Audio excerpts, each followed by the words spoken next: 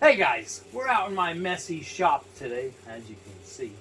I realized that I have had this Radioddity QT60 and my Maco VQ3. I've had them both for about a year now. And I decided I wanted to talk about them because they both products just really impress me. Of all of my radios, this one is my current favorite. I like this better than anything else I have, including the QT40, the QT80, and also the President Washington. I would much rather use this Radioddity QT60. This is just, I love this radio. It's my favorite, so it's set up in here with all the best of my stuff. Even though my radio room in my house is a way better station to be in than this, all of my good stuff is in here. My favorite radio, my newly repaired amp, thank you Angelo, and my VQ3. And even all the power supplies and everything else is down here. All the best of my stuff is in here, my favorite stuff. So if I'm going to be talking skip, this is the station I'm on. And most of the time, everybody asks me what antenna I'm on. I'm going to be on that VQ3. If I'm talking skip, I'm using that VQ3. Unless I'm testing something, but most of the time when I'm talking, I'm on the VQ3. That antenna, with this setup that I have, I mean, it's a nice setup, but it's a modest station. The amp, at the most, I push it now to about 500 watts, but I don't even run it that. Lately, I've only been low driving it and putting it to around 400 watts on sideband. But if I can hear somebody, I can reach them with this setup. It's not just because of this and the amp, the antenna. That antenna just pointed at them and they're gonna hear me. It's not. I'm not bragging. I'm just telling you how it is. That antenna is just. It's a kick-ass setup. I'm not real fond of the look of it. We'll go out there outside in a minute and take a look at the antenna. It's kind of cold outside today. We got the big old kerosene heater running in here trying to take the chill out of this place. But we're down in the 30s today. It's supposed to warm up outside, but it hasn't yet. And hopefully it's not too windy, but we got some wind. And I'm hoping that your ears won't have to suffer and hear the wind noise. So let's go outside and talk about the antenna that's connected to my favorite radio. Oh, chair's getting hooked on the desk. Do you ever do that? Sometimes a chair gets hooked and you go, what the? Until it finally releases and lets you stand back up.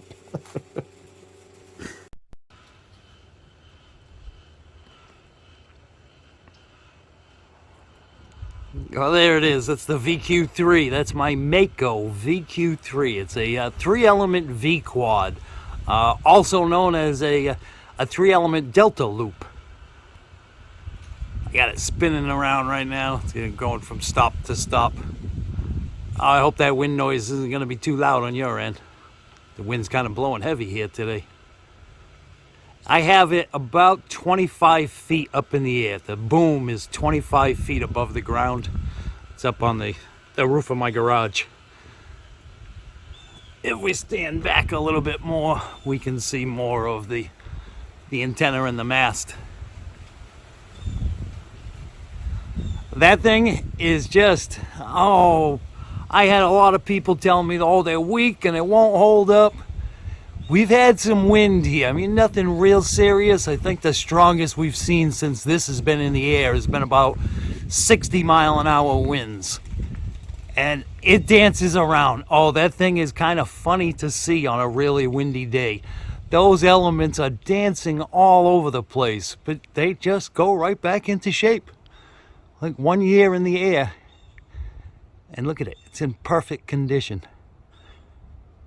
One of the things I really like about this, I know a lot of antennas, my Maco V58, my Stereo, what's that other one, the Sigma, a lot of those antennas, aluminum antennas, the SWR goes crazy when it rains. This thing, I have a 1.2 to 1 matcher on it, and it never changes. It was a 1.2 to 1 when I put it up here. I put it on the roof, I don't know, 10 or 11 months ago. And I set it when I put it together, and that's exactly where it has stayed. I have had no fluctuations whatsoever with SWR. And receive, oh my goodness, receive on this antenna.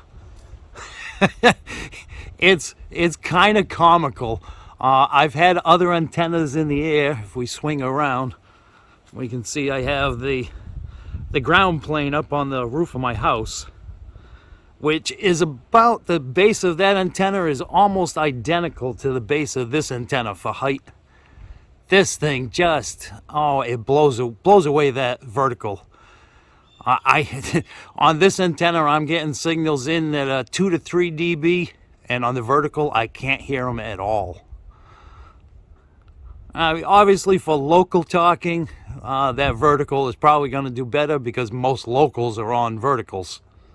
But we do have a ton of flat side operators here in my area. Actually, most of the people that I talk to on the radio have flat side setups, which is why, well, one of the reasons why, if you notice, I have that set up in the V shape instead of it leaning to do, if you lean it, it'll do both flat side and vertical. I have it set up so it does flat side the best. It's just, oh, I love that antenna. I mean, yeah, it's a little weird looking. I had a little trouble getting used to seeing that thing up there, but I've gotten used to it now. And oh, when I pull in my driveway, because if we turn around here, when I pull in, I got a pretty long driveway. When I pull in and I see that thing up on the roof, let's go for a walk. I'm going to pause this for a second and go to the other end of my driveway so you see the view that I get every time I pull in my driveway. So we're walking down my driveway. Look at that. Every time I pull in my driveway, that's the view that I have.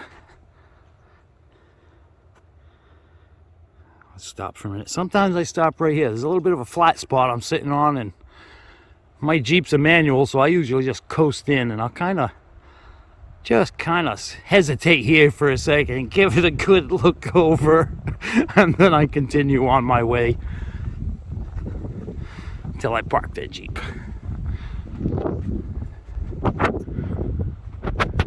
Isn't that thing fantastic, though?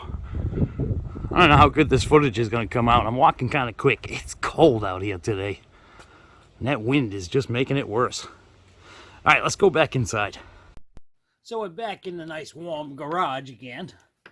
Let's talk about the radio a little bit. Before I talk about the radio, though, I just want to talk about the coax that I have connected in between the radio and the antenna. I'm running RG8X, which I know it's not the greatest coax in the world, but I'm only running 36 feet of it. I have exactly one wavelength of coax connected between my amplifier and my VQ3. The RG8X is rated, I think it's 98% lossless, up to 50 feet. After 50 feet, you start to lose some of your signal. But being that I'm only running 36 feet of coax, I could get away with even less, but I stuck with the 36, going with the full wavelength for the frequencies I use. So the coax is pretty efficient. All right, let's talk a little bit about this radio. This is the Radioddity QT60. I'm not going to do a full review. I did a full review on this radio a little over a year ago. I will put a link to that video either at the end of this video or in the description. But some of the things I want to talk about is just why I like this radio so much. As you guys know, I have a lot of radios in my collection, and this is my current favorite. If I could only have one radio, this would be the one. If I had to choose one type of radio for all three of my stations, my garage, my house, and my car, it would be this radio. The QT60 or the Anytone Quad 5 N2. They're the exact same radio. There's also that other one too that, I can't remember. It's 3 letters. CRT maybe? Maybe. But these are just, there's so many features on these that I really like. I like the meter setup on it, where you can have the signal strength and your output power, and it just, that one shuts off and this one turns on when you transmit. And we have the SWR. I'd like this setup much better than like the President radio, that the President has RF gain for some reason on the bottom scale. I've never understood that. Put a knob and we can see exactly where the RF gain is. Where again, one of the easy things with this radio, that's my RF gain right there. Notice the signal is gone. Turn that back up. Oh, look at that. There they are again. And the power knob. The power knob on this radio is very easy. It's right there. It has a nice prominent white line on it, so it's very easy to see where it's set. When I'm using my amplifier, it's set way back here. And from my point of view in my chair, I can see that white line very easily, just like you can now with it turned there. So I always know my power level is where it's supposed to be, so I don't need to check the watt meter and make sure that I'm not overdriving my amp. I can see it right there. And this radio, I'm familiar with it enough that I know where I currently have it set. Well, at the most, it'll do about 30 watts on sideband. I've been running it a little lower and only putting about 15 watts out of the radio. But again, let's go on to the ease of use. This radio is just, all the buttons are nice large buttons, so you don't have to carefully get in there with the tip of your finger so you don't press two buttons at once. These, I mean, you can just get right on it and press that button and easily access the features hidden within.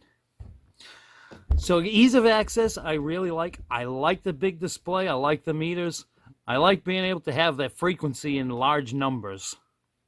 One thing I don't like about this is the clarifier. Instead of it... Oh, I'm on AM. Let's go to a sideband. Instead of it changing the frequency on the display, it changes over here. That's the... And when you're at 0, you're right centered on the frequency that you're on. I would like it if it actually changed the digit like a traditional radio would. But, I mean, you can still, it's easy to see that you're where you're supposed to be. The microphone that comes with these radios, I just keep going back to the stock mic. I have tried everything on this radio. I have tried Turner desk mics. I have a +3, I have a +2, Super Sidekick. I've tried all of my Cobra Dynamics. I have the desktop Dynamic, the Dynamic desk microphone. I also have the handheld version of those power mics. I've tried my Kenwood MC60 desk mic on it. A lot of them sound as good as the stock mic, but none of them sound better. So I just use the stock mic, and that way I have the up and down buttons on the top of it. I don't see a need to use any other microphone. I also prefer to use a handheld microphone over a desk mic. Usually when I'm talking on the radio, I'm kicked back, leaning back in my chair. And when I use a desk mic, everybody keeps telling me, "Hey, I can't hear you anymore. You're too far away from that mic." So the handheld mic, well, it's always in the right position. Power output. Power output, they advertise this as being a 60-watt radio. We'll show you on AM. On AM, we have, let's put that power scale on the 200-watt scale. Let me just show you first. I'll show you dead key. I can, the 20-watt scale, we can't go any more than dead key. But with the power turned all the way up, we've got a dead key at 20 watts. And even though I had that microphone pressed against my leg, look at it picks up modulation. It's a good 1.5 feet away from my mouth, facing away from me and pressed against my leg. But 20-watt dead key. If we take that power meter and we go up, now we're going to be looking at we're still looking at the very bottom of the lines. Oh, I'm covering it up with my thumb. So the very bottom of those lines represents the 20 and 200-watt scale on that meter. The top part, because you notice they're diagonal, the top part is the 2,000-watt scale. So we're going to be looking at the bottom of those. And the dead key is 20 watts, just like it showed on the 20 watt scale. But now, if we give it modulation, we can see we're going to, oh, it looks like about 55 watts. Maybe 60. So the radio is doing exactly as advertised. In the hidden menu, there's a menu you can access by pressing all the buttons in a row. Well, you can change a lot of things in there, including the power output of this radio. I don't see the need. Why stress out the radio? If you want more power, turn this down and put an amplifier behind it. Don't stress out the radio. These things are dead set on frequency. There's no drifting. It's right on. The power output is as advertised. I wouldn't increase it. Just leave it at the factory stock settings. These things sound awesome on the air right from the factory. Turn that echo on. In the menu, I'll show you. There's the, let's see if we can find, oh, we're already at the echo level. I leave mine on 7. 7 is way down low because that goes all the way up to 36. Down on 7, it's just before it's noticeable of having echo on, but just enough to give it a bigger sound. But you will never annoy anybody with one of these radios and the echo set at 7. What did we not cover?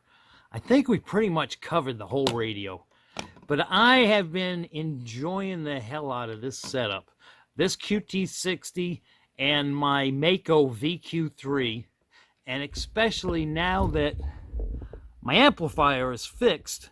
I mean, I was using, let's go down, I was using a small amp like that until I got the big one back. And now we're a happy camper. With this whole combination, if I can hear somebody on the air 99% of the time, I can talk to them. If I can hear them 99% of the people, they'll be able to hear me. It's not bragging. It's just, it's a fact. It's that antenna and this radio. Oh, it's an awesome combination. They sound great on the air. Everybody tells me this radio sounds so good. This gets more compliments than my old unit in Washington used to get. It's just so easy, and every feature I could want is in this radio. All right, guys, I think that's gonna wrap it up. This is after using both these items, this radio and the Maco VQ3. After using them for just over a year, I couldn't be happier. These are just an incredible setup. All right, guys. Hey, until next time, take care.